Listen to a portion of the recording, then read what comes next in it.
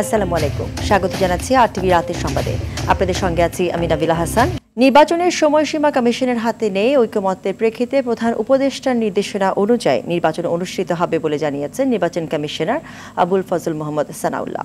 মঙ্গলবার নির্বাচন কমিশনে ইউএনডিপি সহ 18 দেশের রাষ্ট্রদূত ও মিশন প্রধানদের সাথে বৈঠক শেষে সাংবাদিকদের তিনি একথা বলেন। তবে ডিসেম্বর ধরেই নির্বাচনের সব ধরনের প্রস্তুতি নিচ্ছে নির্বাচন কমিশন। নির্বাচন আয়োজন নিয়ে সব রকম সহায়তার আশ্বাস দিয়েছে ইউএনডিপি। আরও জানাচ্ছেন শাকিলা করিম। ত্রয়োদশ জাতীয় নির্বাচন সামনে রেখে নির্বাচনকে অবাধ, সুষ্ঠু ও নিরপেক্ষ করতে মঙ্গলবার জাতিসংঘের উন্নয়ন কর্মসূচি ইউএনডিপি সহ 18 উন্নয়ন সহযোগী দেশের রাষ্ট্রদূত ও মিশন প্রধানের সঙ্গে বৈঠক করে নির্বাচন কমিশন।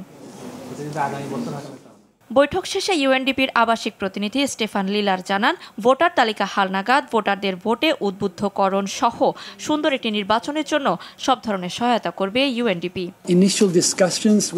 মূল্যায়ন দলের সুপারিশের ভিত্তিতে আমাদের সহায়তার ক্ষেত্রগুলোতে নির্বাচন কমিশনকে শক্তিশালী করা, প্রশিক্ষণ প্রতিষ্ঠানগুলোর উন্নয়ন, ভোটার নিবন্ধন কার্যক্রম এবং ভোটার শিক্ষার প্রচার অন্তর্ভুক্ত রয়েছে। এতে বিভিন্ন শ্রেণী পেশার মানুষ যাতে নির্বাচনে অংশ নিতে পারে তা নিশ্চিত করার উপর গুরুত্ব দেওয়া হয়েছে।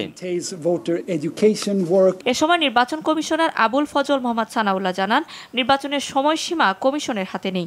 সংস্কারের পাশাপাশি জাতীয় ঐকমত্যের প্রেক্ষিতে প্রধান উপদেষ্টার নির্দেশনা অনুযায়ী নির্বাচন অনুষ্ঠিত হবে। তবে ডিসেম্বরে জাতীয় নির্বাচনকে ঘিরেই প্রস্তুতি নিচ্ছে নির্বাচন কমিশন। আমাদের বাস্তবতায় দুটো নির্বাচন একসাথে করা সম্ভব নয় এবং অতীতের অভিজ্ঞতায় দেখা গেছে সকল স্থানীয় সরকার নির্বাচন ফেজে করতে গেলে পারে প্রায় 1 বছর সময় লেগে যায়। তিনি আরো বলেন, স্থানীয় সরকার ও জাতীয় নির্বাচন একসাথে সম্ভব নয়। তবে সরকার চাইলে জাতীয় নির্বাচনের আগেই স্থানীয় সরকার নির্বাচন করতেও প্রস্তুত নির্বাচন কমিশন। আমাদেরকে আর্লিয়েস্ট ডেটটা ধরে নিয়েই প্রস্তুতি নিতে হচ্ছে। আমাদের অবস্থান এখনো অপরিবর্তিত। আমরা ডিসেম্বরকে ধরে নিয়েই আমাদের প্রস্তুতি গ্রহণ করছি। আমাদের কোনো ভিন্ন প্রস্তুতি নেই, একটি প্রস্তুতি। শাকিলা করিম, আরটিভি, ঢাকা। অন্তর্বর্তী সরকারের সংস্কার এজেন্ডা, রোহিঙ্গা সংকট, অভিবাসনে মার্কিন সহায়তা অব্যাহত রাখতে যুক্তরাষ্ট্রকে আহ্বান জানিয়েছেন প্রধান উপদেষ্টা ডক্টর মোহাম্মদ ইউনূস। যুক্তরাষ্ট্রের chargé d' affaires Tracy Jackson রাশিয়া অতিথি ভবন যমুনায় প্রধান উপদেষ্টার সঙ্গে সাক্ষাৎ এলে এমন আহ্বান জানান প্রধান উপদেষ্টা। পরে ডক্টর ইউনূসের সঙ্গে দেখা করেন বিশ্বব্যাংকের ভাইস প্রেসিডেন্ট মার্টিন রাইজার। এ সময় অর্থায়নের স্বচ্ছতা, শাসন ব্যবস্থা এবং কর প্রশাসন সহ ডিজিটালাইজেশন সংস্কারের সহায়তার বিশ্বব্যাংকের অঙ্গীকার পুনর্ব্যক্ত করেন রাইজার। এদিকে ঢাকায় নিযুক্ত আয়ারল্যান্ডের রাষ্ট্রদূত কেভিন কেলি প্রধান উপদেষ্টার সঙ্গে যমুনায় সাক্ষাৎ করেছেন। কেলি জানান, গণতান্ত্রিক উত্তরণে সাহায্য করতে একটি দল পাঠাতে চায় আয়ারল্যান্ড। কোনো চক্রান্ত না হলে ডিসেম্বরে নির্বাচন হবে এবং দেশের মানুষ পছন্দের প্রার্থীকে ভোট দিতে পারবে, একথা জানিয়েছেন বিএনপি স্থায়ী কমিটির সদস্য মির্জা আব্বাস। আর রাজনৈতিক দলগুলোর সংস্কার প্রস্তাব গ্রহণ করে দ্রুত নির্বাচনের পথে হাঁটার আহ্বান জানান বিএনপি নেতা আব্দুল সালাম। মাহিদুর রহমান রুবেল জানাচ্ছেন বিস্তারিত। ঢাকা মহানগর দক্ষিণের মুগদা থানা বিএনপির আয়োজনে 31 দফা ও জনসম্পৃক্তি শীর্ষক প্রশিক্ষণ কর্মশালায় বিএনপি নেতারা বলেন, ভোটের ব্যবস্থা ধ্বংস করে দিয়ে নির্বাসিত করেছিল আওয়ামী লীগ। ফেসিবাদ পতনের পর দেশের মানুষ ভোট দিয়ে জনপ্রতিনিধি নির্বাচনের জন্য উন্মুখ হয়ে আছে বলেও মনে করেন তারা। আওয়ামী লীগ নামে রাজনীতি করার অধিকার থাকবে না কোনো দলের আগামীতে, সেটিকে আমাদেরকে আরো জোরালো ভাবে প্রতিষ্ঠা করতে হবে।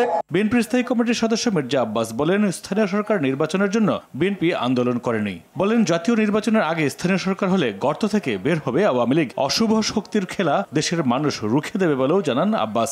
আওয়ামী লীগ গর্তের মধ্যে মাথা ঢুকেই আছে, এখন সুযোগ পেলেই তারা ছবল দেবে। স্থানীয় সরকার নির্বাচনের ঘোষণার সঙ্গে সঙ্গে তারা মাথা বের করে হাজির হবে। সবাই মাথা বের করবে। আওয়ামী লীগকে ওই সুযোগ দেওয়া যাবে না। নির্বাচনে আসতে শুধু বিএনপি নির্বাচন করবে, আর কেউ নির্বাচনে যাবে না। আমরাও দেখতে চাই নির্বাচন আসলে পরে আপনারা কারা কারা নির্বাচনে যান। অপারেশন ডেভিল হান্ট নামে শয়তান শিকার করতে জঙ্গলে না ঘুরে সরকারের আশপাশের ডেভিল ধরলেই সমাধান হয়ে যাবে বলে মনে করেন বিএনপির এই নেতা। শয়তান তো আপনার আশেপাশেই আছে, এই সরকারের সঙ্গে আছে, সামনে আছে, পিছনে আছে, সচিবালয়ে আছে। ওদের আগে ধরেন। 5 জন লোকের মধ্যে 4 জন সচিবালয়ের ভিতরে অবস্থান করছে, একজন সচিবালয়ের বাইরে অবস্থান করছে। এর আগে জাতীয় প্রেস ক্লাবের সামনে আরেক অনুষ্ঠানে বিএনপি চেয়ারপারসনের উপদেষ্টা আব্দুল সালাম বলেন, রাজনৈতিক দলগুলোর সংস্কার প্রস্তাব গ্রহণ করছে না অন্তর্বর্তী সরকার। যারা রাজনীতি করবে, যারা দেশ চালাবে, তাদের সুপারিশ আপনি নেন না। জুলাই আগস্টে আহতদের সুচিকিৎসার দাবিতে জাতীয় প্রেস ক্লাবের সামনে প্রতীকী অনশনে এসব কথা বলেন তিনি। গণতন্ত্রের জন্য হোক, স্বাধীনতার প্রশ্নে হোক, সেই জায়গাতে সমগ্র জাতি ঐক্যবদ্ধ থাকতে হবে। মাইদুর রহমান রুবেল, আরটিভি, ঢাকা। কোনো সন্ত্রাসী বা ফ্যাসিবাদের দোষর যেন জামিন না পায় সে ব্যাপারে সবাইকে সতর্ক থাকার আহ্বান জানিয়েছেন স্বরাষ্ট্র উপদেষ্টা মোহাম্মদ জাহাঙ্গীর আলম চৌধুরী। সরকারের বিরুদ্ধে নানা ষড়যন্ত্র চলছে বলেও জানান তিনি। আইন উপদেষ্টা বলেন, পতিত সরকার দেশকে অস্থিতিশীল করতে লাখ লাখ কোটি টাকা খরচ করছে। সকালে রাজধানী রাজারবাগে স্বরাষ্ট্র মন্ত্রণালয়ের আয়োজিত কর্মশালায় এসব কথা বলেন তারা। সাকিবুর রহমানের রিপোর্টে বিস্তারিত।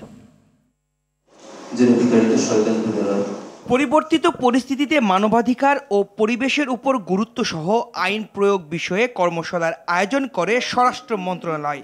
অংশ নেন পরিদর্শক থেকে ডিআইজি পদমর্যাদার 300 পুলিশ কর্মকর্তা। সমস্ত সেক্টরে সংস্কারের দরকার। গণপূর্ত উপদেষ্টা আদিলুর রহমান খান বলেন, রাজনৈতিক কর্মীদের নির্যাতনের জন্য জেলখানাকে আর ব্যবহার করা যাবে না। মানবাধিকার সমুন্নত রেখে আইন শৃঙ্খলা বাহিনীকে কাজ করতে হবে। একটা অগ্রবর্তী জায়গায় নিয়ে যাবেন যেখানে মানবাধিকার রক্ষা করেও পুলিশিং সম্ভব এবং মানবাধিকার রক্ষা করার জন্য আদালতগুলো ভূমিকা পালন করে। রাজনৈতিক প্রতিপক্ষকে দমনের জন্য, মানবাধিকার কর্মীদের দমনের জন্য জেলখানাগুলোকে ব্যবহার করে না। ওইরকম একটা দেশের জন্যই তো আমরা সবাই মিলে চেষ্টা করছি।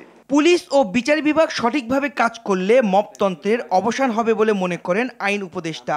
তিনি বলেন, 15 বছরের প্রতিটি হত্যা ও গুমের বিচার হবে। যে প্রতিটা হত্যার বিচার হবে, প্রতিটা গুমের বিচার হবে, 15 বছরের অরাজকতার বিচার হবে। আমরা এটাকে ভয়াবহ জিনিস মনে করি এই মবতন্ত্রকে, কিন্তু যখন পুলিশ, কোর্ট, আইন শৃঙ্খলা পরিস্থিতি সবকিছু ঠিকমতো কাজ করবে তখন মবের প্রকোপ আরো কমে যাবে। সরকারের বিরুদ্ধে নানা রকম ষড়যন্ত্র চলছে বলে জানান স্বরাষ্ট্র উপদেষ্টা। তিনি বলেন, সব অপরাধীদের আইনের আওতায় আনতে আইন শৃঙ্খলা বাহিনী কাজ করছে। অন্তর্বর্তীকালীন সরকারের অন্যতম প্রধান লক্ষ্য হলো জনগণের যান ও মালের নিরাপত্তা নিশ্চিত করা। ফ্যাসিবাদ ও তাদের দোসর, দুষ্কৃতিকারী, নৈরাজ্য সৃষ্টিকারী এবং সন্ত্রাসীদের আইনের আওতায় এনে দৃষ্টান্তমূলক শাস্তি নিশ্চিত করা। ন্যায় বিচার নিশ্চিতে মামলার দীর্ঘসূত্রিতা পরিহারের আহ্বান জানান বক্তারা। অতীতে পুলিশের কার্যক্রম প্রশ্নবিদ্ধ হয়েছে, তা থেকে বের হওয়ার নির্দেশ দেন উপদেষ্টারা। সন্ত্রাসীদের মূলোৎপাটন করা সম্ভব। সাকিবুর রহমান, আরটিভি, ঢাকা। গাজীপুরে ডেভিল হান্ট অভিযানে মেট্রোপলিটন থানা ও জেলা পুলিশ আরও 81 জন আওয়ামী লীগের নেতাকর্মীকে গ্রেফতার করেছে। গেল রাতে এই অভিযানে চালানো হয়। এ নিয়ে গাজীপুরে এই অভিযানে মোট 263 জনকে গ্রেফতার করা হলো। এছাড়া দেশব্যাপী চলা এই অভিযানে ময়মনসিংহ, মেহেরপুর, চুয়াডাঙ্গা, সুনামগঞ্জ, মোংলা সহ বিভিন্ন জেলায় আরও বেশ কয়েকজনকে গ্রেফতার করে যৌথ বাহিনী। প্রতিনিধিদের তথ্যচিত্রে আরও জানাচ্ছেন নুসরাত জাহান সিদ্ধি। সারা দেশে চলা অপারেশন ডেভিল হান্ট অভিযানে গাজীপুরে আরও 81 জনকে আটক করা হয়েছে। এর মধ্যে গাজীপুর নগর থেকে 69 জন ও জেলা থেকে 12 জনকে আটক করা হয়। এ নিয়ে গত 3 দিনে জেলাটি থেকে আটক ও গ্রেফতার হলো 246 জন। ময়মনসিংহ জেলা জুড়ে এই অভিযানে 23 জনকে গ্রেফতার করেছে পুলিশ। এরা সবাই আওয়ামী লীগ ও অঙ্গ সহযোগী সংগঠনের রাজনীতির সঙ্গে সম্পৃক্ত এবং বিভিন্ন রাজনৈতিক মামলার আসামি বলে জানিয়েছে পুলিশ।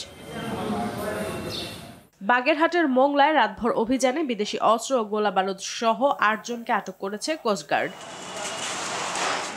চুয়াডাঙ্গায় গ্রেফতার করা হয়েছে 9 জনকে। অপারেশন ডেভিল হান্টের তৃতীয় দিনে রংপুর নগরীর সহ বিভাগটি থেকে ছাত্রলীগ নেতা সহ 21 জনকে গ্রেফতার করেছে যৌথ বাহিনী। মেহেরপুরের বিভিন্ন এলাকায় অভিযান চালিয়ে পৌরসভার সাবেক কাউন্সিলর সহ 3 জনকে গ্রেফতার করা হয়েছে। ফেনীতে আওয়ামী লীগ ও সহযোগী সংগঠনের 9 নেতাকর্মীকে গ্রেফতার করেছে আইন শৃঙ্খলা রক্ষা বাহিনী। এদিকে চাঁদপুরে অপারেশন ডেভিল হান্ট চলাকালীন ডাকাতির প্রস্তুতিকালে 5 ডাকাত সদস্যকে আটক করে যৌথ বাহিনী। চলমান ডেভিল হান্ট অপারেশনে কুমিল্লার বিভিন্ন উপজেলায় অভিযান চালিয়ে গত 24 ঘন্টায় 12 জন সহ মোট 19 জনকে গ্রেফতার করা হয়েছে। পটুয়াখালীতে 11 জন গ্রেফতার হয়েছে। এদের সবার বিরুদ্ধে সুনির্দিষ্ট অভিযোগ আছে বলে জানিয়েছে পুলিশ। অপারেশন ডেভিল হান্টে টাঙ্গাইলের ভুইয়াপুরে আওয়ামী লীগের 2 নেতাকে গ্রেফতার করা হয়েছে। নোয়াখালীর হাতে এই অভিযান চালিয়ে আগ্নেয়াস্ত্র সহ 2 জনকে গ্রেফতার করেছে যৌথ বাহিনী। এছাড়াও এই অভিযানে সুনামগঞ্জ, যশোর, ঠাকুরগাঁও, খাগড়াছড়ি ও মৌলভীবাজার থেকে আরও বেশ কয়েকজনকে গ্রেফতার করেছে যৌথ বাহিনী। নুসরাত জাহান সিনথি, RTV। জুলাই হত্যাকাণ্ডের মামলায় ঢাকা উত্তর সিটি কর্পোরেশনের সাবেক মেয়র আতিকুল ইসলাম সহ 6 জনকে 17 ফেব্রুয়ারি হাজির করার নির্দেশ দিয়েছেন আন্তর্জাতিক অপরাধ ট্রাইব্যুনাল। এছাড়া মঙ্গলবার আনা ট্রাইব্যুনাল আইনের নতুন সংশোধনীতে অভিযুক্তদের সম্পত্তি জব্দ, দেশ থেকে নিষেধাজ্ঞার আদেশের ক্ষমতা দেওয়া হয় আন্তর্জাতিক অপরাধ ট্রাইব্যুনালকে। অধরা ইয়াসমিনের রিপোর্ট। জুলাই আগস্টের সময় যাত্রাবাড়ি, রামপুরা, মোহাম্মদপুর সহ যে কটি স্থানে নির্বিচারে হত্যাকাণ্ড চালানো হয় তার মধ্যে উত্তরা ছিল অন্যতম। শুধু আইন শৃঙ্খলা বাহিনী নয়, ভিডিও ফুটেজে আওয়ামী লীগের নেতাকর্মীকে গুলি ও নির্যাতন করতে দেখা যায়। মঙ্গলবার উত্তরার মানবতাবিরোধী অপরাধের মামলায় উত্তর সিটির সাবেক মেয়র আতিকুল ইসলামকে হাজির করার নির্দেশ দেন আন্তর্জাতিক অপরাধ ট্রাইব্যুনাল। এছাড়া ভিডিও ফুটেজে দেখে গুলির সঙ্গে সরাসরি জড়িত 5 জন আওয়ামী লীগ নেতাকর্মীকে 17 ফেব্রুয়ারি হাজিরের নির্দেশ দেন আদালত। ঢাকা উত্তরে প্রায় 200 লোক নিহত হয়েছে। মেয়র আতিকুল ইসলাম একজন নির্দেশদাতা হিসেবে তিনি ভূমিকা পালন করেছেন এবং অন্যান্য যে নামগুলো বলেছি তারা সরাসরি ঘটনাস্থলে থেকে নির্দেশনা দিয়েছেন। They are directly responsible in this occurrence. তারা বিভিন্ন মামলায় গ্রেপ্তার আছেন। প্রোডাকশন ওয়ারেন্টের জন্য আমরা অ্যাপ্লিকেশন করেছিলাম, ট্রাইব্যুনাল সে আবেদন মঞ্জুর করেছেন এবং আগামী 17/2/2025 তারিখে তাদেরকে হাজির করার নির্দেশনা দিয়েছেন। সোমবার রাতে দ্বিতীয়বারের মতো সংশোধনী আনা হয় ট্রাইব্যুনাল আইনে। নতুন সংশোধনীতে তদন্তকালে নথিপত্র জব্দ, আসামিদের বিদেশ যাত্রায় নিষেধাজ্ঞা এবং সম্পত্তি জব্দের ক্ষমতা দেওয়া হয় ট্রাইব্যুনালকে। নতুন অ্যামেন্ডমেন্টে এই অপশনটিকে উঠিয়ে দিয়ে তদন্তকারী কর্মকর্তাকে এক্সক্লুসিভ পাওয়ার দেওয়া হয়েছে যে উনি যে তদন্তকালে প্রয়োজনীয় যে কোনো সিজ করতে পারবেন এবং যে কোনো স্থান সার্চ করতে পারবেন, আর তদন্তকালে প্রাপ্ত ডকুমেন্টকে এক্সামিন করার জন্য কম্পিটেন্ট অথরিটির কাছে প্রেরণ করতে পারবেন। আসামিকে তার ডিফেন্স করার জন্য সময় ছিল 6 সপ্তাহ, সেটাকে 3 সপ্তাহ করা হয়েছে দ্রুত বিচার নিষ্পত্তি করার জন্য। এখন পর্যন্ত 18 মামলায় 122 জনকে বিচারের মুখোমুখি করল প্রসিকিউশন। জুলাই গণঅভ্যুত্থানে সংগঠিত উত্তরা এলাকার ঘটনাতেই এই 3টি আবেদন দায়ের করা হয়েছিল। 3টি আবেদনই মঞ্জুর হয়েছে। অধরা ইয়াসমিন, RTV, ঢাকা। বিশ্বে দুর্নীতিগ্রস্ত 180 দেশের মধ্যে বাংলাদেশের অবস্থান 151। দুর্নীতির ধারণা সূচক 2024-এ বাংলাদেশের অবস্থান আরও 2 ধাপ নিচে নেমেছে। ট্রান্সপারেন্সি ইন্টারন্যাশনালের দুর্নীতির ধারণা সূচক 2024-এর প্রতিবেদনে এই তথ্য উঠে এসেছে। সংবাদ সম্মেলনে টিআইবি নির্বাহী পরিচালক ডক্টর ইফতেখারুজ্জামান বলেন, আওয়ামী সরকারের প্রশ্রয়ে দুর্নীতি বেড়েছে, বাংলাদেশের দুর্নীতিকে নিয়ন্ত্রণ করা যাচ্ছে না। সংস্কার কমিশনের সুপারিশ বাস্তবায়ন ও দুর্নীতির বিরুদ্ধে কার্যকর ভূমিকা নিতে অন্তর্বর্তী সরকারের প্রতি আহ্বান জানালেন তিনি। আতিকা রহমানের রিপোর্টে বিস্তারিত। বৈশ্বিকভাবে ট্রান্সপারেন্সি ইন্টারন্যাশনাল দুর্নীতি ধারণা সূচক 2024 প্রকাশ করেছে। এই উপলক্ষে ধানমন্ডিতে ট্রান্সপারেন্সি ইন্টারন্যাশনাল বাংলাদেশ সংবাদ সম্মেলনের আয়োজন করে। টিআই এর প্রতিবেদন অনুযায়ী দুর্নীতিগ্রস্ত দেশ হিসেবে বাংলাদেশের স্কোর 23। তালিকার উচ্চক্রম অনুযায়ী বাংলাদেশের অবস্থান 180টি দেশের মধ্যে 151তম, নিম্নক্রম অনুসারে 14তম, যা 13 বছরের মধ্যে সর্বনিম্ন। অর্থাৎ বাংলাদেশের দুর্নীতি আরও বেড়েছে। এবারের স্কোর হচ্ছে নিচের দিক থেকে সর্বনিম্ন 151, 23 স্কোর করে এবং নিচের দিক থেকে 14।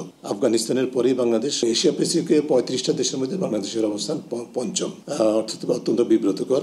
টিআইবি নির্বাহী পরিচালক বলেন, বিগত সময়ে কর্তৃত্ববাদী সরকার দুর্নীতির বিরুদ্ধে কার্যকর পদক্ষেপ নিতে পারেনি, বরং শাসক গোষ্ঠী নিজেরাই দুর্নীতি করেছে। দুদক সহ সংশ্লিষ্ট প্রতিষ্ঠানগুলো ব্যর্থ হয়েছে। কর্তৃত্ববাদের বিকাশের অন্যতম উপাদান ছিল চৌর্যবৃত্ত ভিত্তিক রাজত্ব, যেটা ছিল তার উপর ভিত্তি করে যে স্বৈরতান্ত্রিক ব্যবস্থা, তার একটা চূড়ান্ত রূপ ধারণ করেছিল। হাই লেভেল করাপশনে দুর্নীতি নিয়ন্ত্রণের কোনো কার্যকর পদক্ষেপ আমরা দেখতে পারি নেই। ক্রয় খাত এবং প্রকল্প বাস্তবায়ন, এই ধরনের খাতগুলিতে অবারিত দুর্নীতি, জবাবদিহিনভাবে ক্ষমতার ব্যবহার আমরা সেটা দেখতে পেয়েছি এবং সেটার প্রতিফলন এই সূচকে ঘটেছে। সরকার কিন্তু প্রকারান্তরে প্রতি বছর মানুষকে বলেছে, সারা বছর বলেছে যে তোমরা দুর্নীতি করো, কারণ কালো টাকার বৈধতার সুযোগ সরকার দিয়েছে। গণতন্ত্র, মানবাধিকার পরিস্থিতি উন্নয়ন, ন্যায় বিচার ও সুশাসন প্রতিষ্ঠা চরমভাবে ব্যাহত হবে যদি অন্তর্বর্তী সরকার দুর্নীতির লাগাম টানতে না পারে। দুর্নীতির নিয়ন্ত্রণটাকে সকল রাষ্ট্র কাঠামোতে সরকারি, জাতীয় এবং আন্তর্জাতিকভাবে মূল ধারার অন্তর্ভুক্ত করতে হবে, একটা পরিবেশ সৃষ্টি করতে হবে যাতে দুর্নীতি কার্যকরভাবে নিয়ন্ত্রণ করা যায়। গণতন্ত্র, মানবাধিকার এবং ন্যায় বিচার প্রতিষ্ঠার পথে যে অন্তরায়গুলো সেটি দূর করার জন্য অন্যতম উপায় হচ্ছে দুর্নীতি নিয়ন্ত্রণ। দুর্নীতিগ্রস্ত তালিকার শীর্ষে রয়েছে আফ্রিকার দেশ দক্ষিণ সুদান। দক্ষিণ এশিয়ায় ভুটানের পরিস্থিতির উন্নতি হয়েছে, সেখানে দুর্নীতি অনেক কমেছে। আতিকা রহমান, RTV, ঢাকা।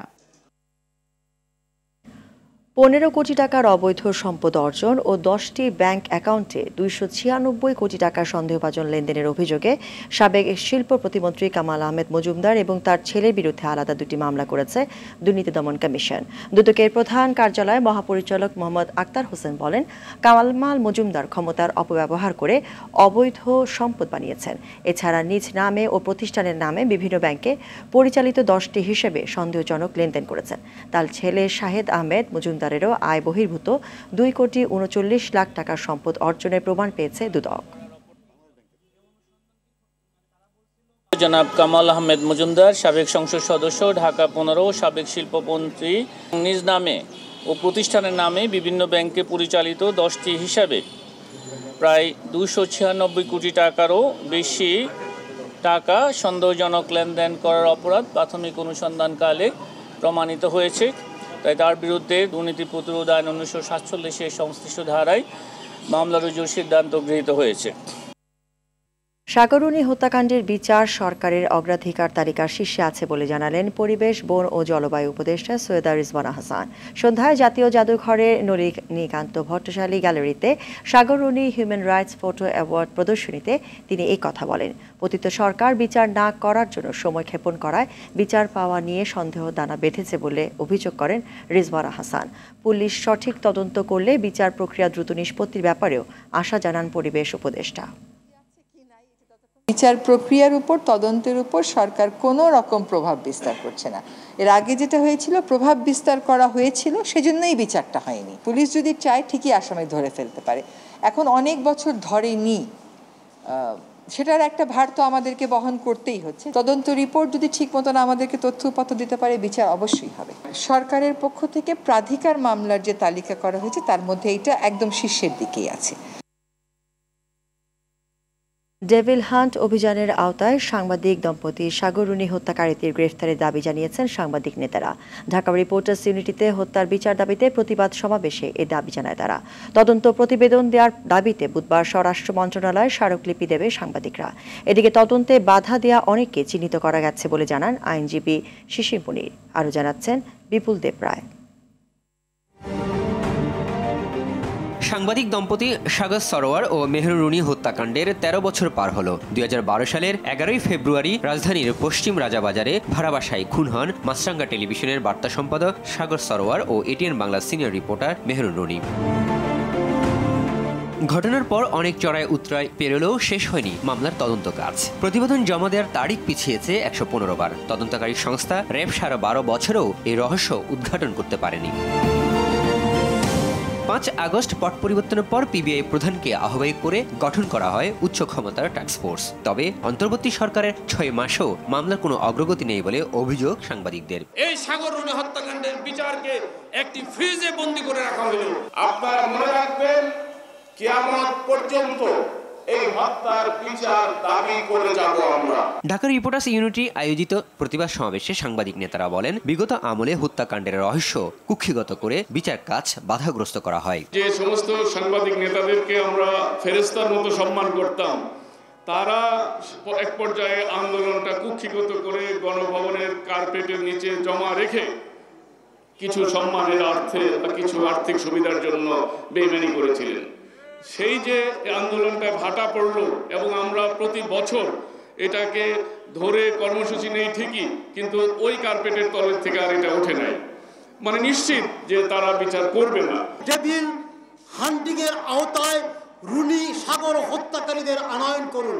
আলোচিত এই হত্যাকাণ্ডের তদন্তের অগ্রগতি নিয়ে সুপ্রিম কোর্টে সংবাদ সম্মেলন করে নিহত রুনির ভাই নওশের রোমান ও সন্তান মেঘ। এতবার আমরা আশা ভঙ্গ ঘটেছে, যার ফলে আমরা আশাবাদী হওয়ার মতো কিছু পাচ্ছি না যতক্ষণ পর্যন্ত না আমরা তদন্ত রিপোর্টে কি আসছে সেটা জানতে পারছি।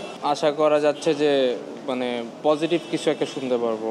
অতীতে তদন্ত প্রক্রিয়া আইনিভাবে চলতে বাধাগ্রস্ত করা হয়েছে বলে অভিযোগ করেন বাদী পক্ষের আইনজীবী শিশির মনির। এই ইনভেস্টিগেশন প্রসেসকে সঠিকভাবে আইনি পদ্ধতিতে চলতে দেওয়া হয়নি এবং ইচ্ছার অভাবের কারণে সময় মতো তার তদন্ত সম্পন্ন করা যায়নি। আগামী 4 এপ্রিল মামলার তদন্তের অগ্রগতি প্রতিবেদন হাইকোর্টে দাখিল করার কথা রয়েছে টাস্কফোর্সের। তখনই সব খোলাসা হবে বলে মনে করেন আইনজীবী। বিপুল দেবরাই, RTV, ঢাকা। তসলিমা নাসরিনের বই বিক্রি নিয়ে অমর একুশে বইমেলার সব্যসাচী স্টলের সামনে হট্টগোলের ঘটনায় তদন্ত কমিটি গঠন করেছে বাংলা একাডেমি। 7 সদস্যের এই কমিটিকে প্রতিবেদন দিতে 3 দিন সময় দেওয়া হয়েছে। এদিকে কর্মদিবস হলেও আজ ক্রেতা ও দর্শনার্থীদের পদভারে মুখর ছিল বইমেলা, তবে বন্ধ ছিল সব্যসাচী স্টল। ফ্যাসিবাদ আমল বৈষম্যের শিকার অনেক প্রকাশনা এবার স্টল পাওয়ায় গেলবারের চেয়ে এবারের মেলাকে অনেক বেশি অন্তর্ভুক্তিমূলক ও বৈচিত্র্যময় মনে করছেন প্রকাশক ও পাঠকরা।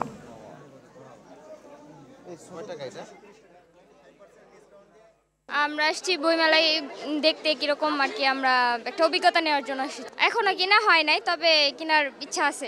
আধুনিক ইসলাম এর সমন্বয়ে ইয়াং জেনারেশন এবং বাচ্চারা কীভাবে বেড়ে উঠবে আগামী দিনে আর কি, এই টাইপের বই দেখতেছি।